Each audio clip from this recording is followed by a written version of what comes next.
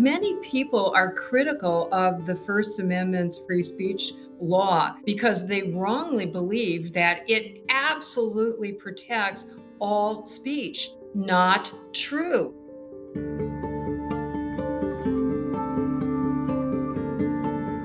First Amendment law actually draws a very sensible line between speech that is protected and speech that is unprotected.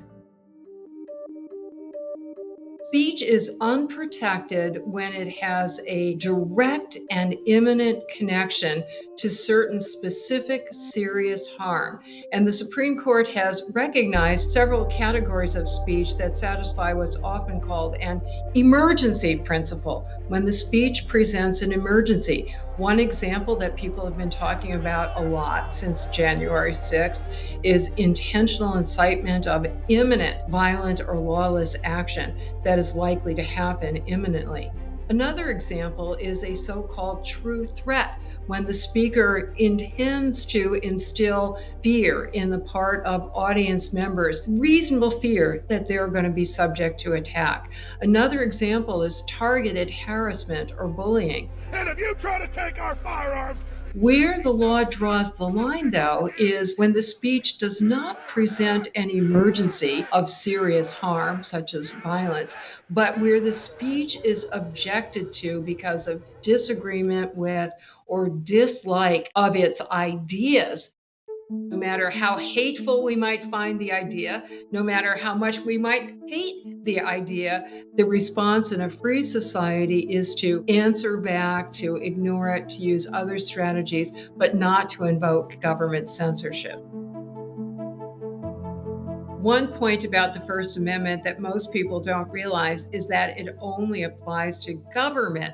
So it prevents everybody from a local police officer or school teacher to the President of the United States. They may not do anything that would violate the First Amendment. But if you are a private sector actor, including a social media platform, not only do you have no First Amendment obligations to protect other people's free speech rights, as a communications platform, you have your own important First Amendment free speech rights, which include the right to decide what speech you will host and which you will not.